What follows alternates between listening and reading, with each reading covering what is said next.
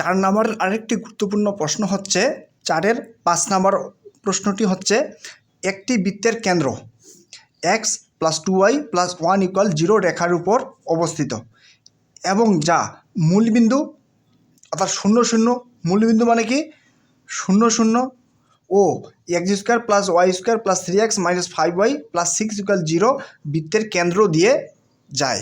অর্থাৎ বৃত্তটির কেন্দ্র x + 2y + 1 = 0 রেখার উপর অবস্থিত এবং বৃত্তটি কী বিন্দু দিয়ে যায়? বৃত্তটি মূল বিন্দু দিয়ে যায় এবং এই যে এখানে যে একটা বৃত্তের সমীকরণ দেখতে পাচ্ছি এই বৃত্তের কেন্দ্র দিয়ে যায়। এই বৃত্তের প্রথমে আমরা এই বৃত্তটির কেন্দ্র বের করে নিই যে x² + y² + কত 3x - 5y + 6 = 0। প্রথমে আমরা একটি কাজ করি, সেটি হচ্ছে যে x² + y² + 3x - 5y + 6 এই বৃত্তের কেন্দ্র বের করে নিই।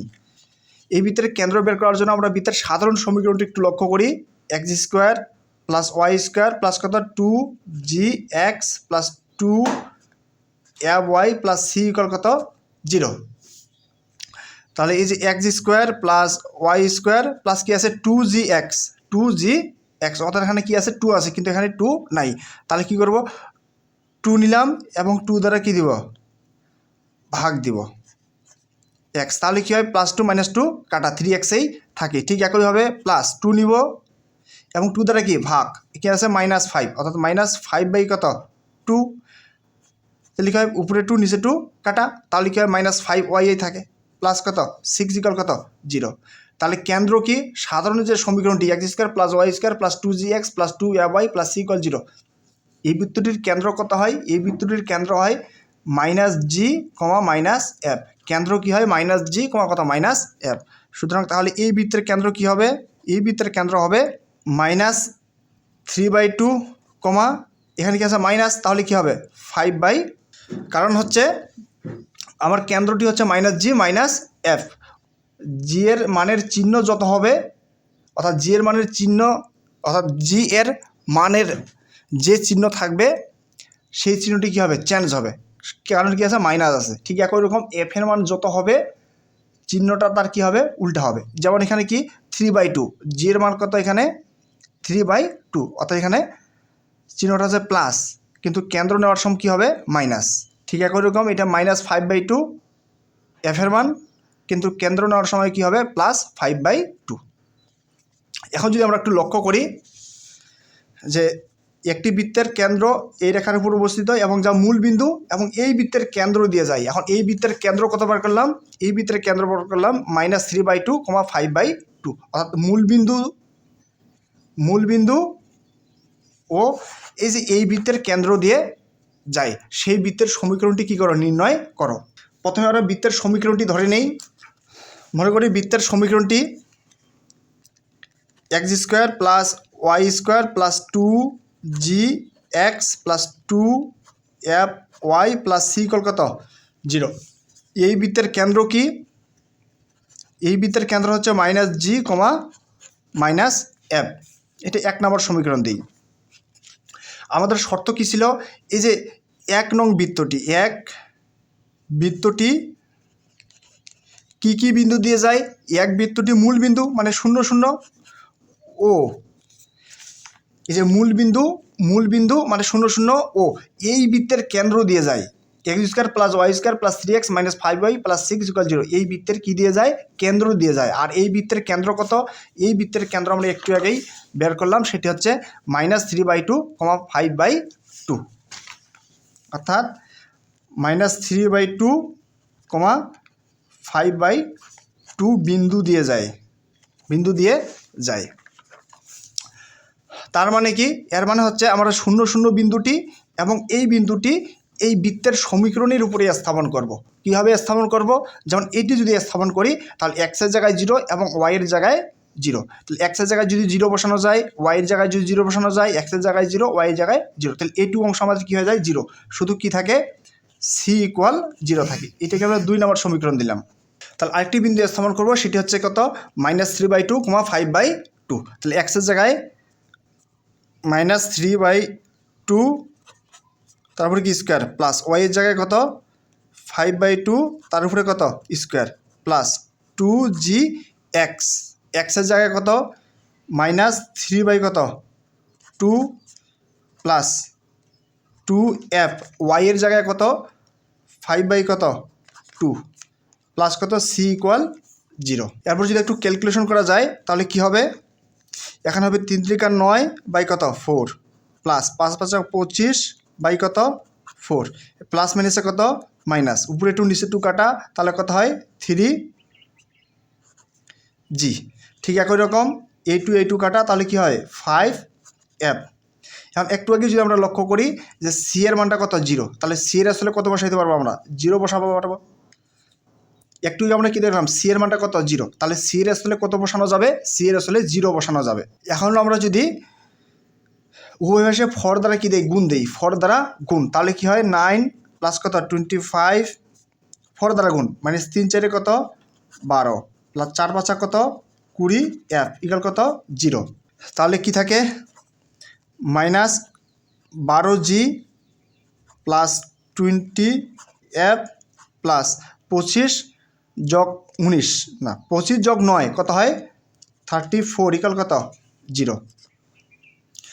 এখন যদি আমরা মাইনাস কত কমন নেওয়া যায়, -2 কমন নেওয়া যায়। -2 যদি কমন নেই তাহলে কত হয় 6 6 দুগুণ কত 12g মাইনাস, তাহলে কি প্লাস মাইনাসে মাইনাস কত হবে 10f, কত কমন নিছি মাইনাস, তাহলে কত হয় -17 দুগুণ কত 34।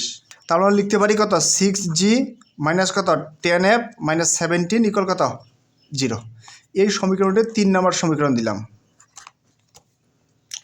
এরপর আরেকটি শর্ত ছিল, শর্তটি কি ছিল যে বৃত্তের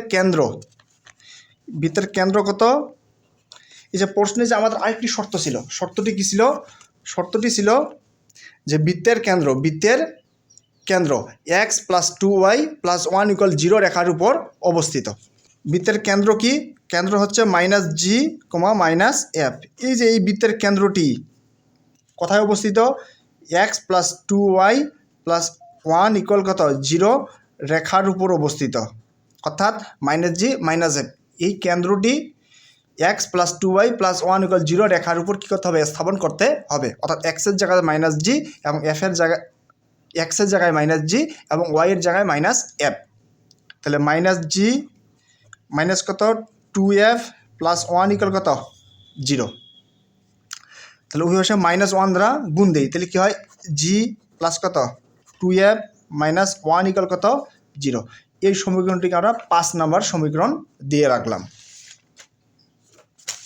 এখন আমাদের কাজ কি, জি এর মান এবং এফ এর মান কি করা, বের করা। আমরা 3 নম্বর সমীকরণ থেকে কি পেয়েছিলাম, 3 নম্বর সমীকরণ থেকে পেয়েছিলাম 6g minus 10f minus 17 equal 0, 6g minus 10f minus 17 equal 0। এবং 4 নম্বর সমীকরণটা হচ্ছে g প্লাস কত 2f মাইনাস 1 ইকুয়াল কত 0। এই যে এটি হচ্ছে কয় নম্বর সমীকরণ, 3 নং সমীকরণ, এবং এই সমীকরণটি কত নং, 4 নং সমীকরণ। এই সমীকরণ দুটি আমরা বজ্র গুণন করি, কী করি, বজ্র গুণন করে জি ও এফ এর মানটা বের করে নেই। যে 3 ও 4 কি গুণন করে, বজ্র গুণন করে পাই, বজ্র গুণন করি। তাহলে কি হয় জি মাইনাস এফ কত 1।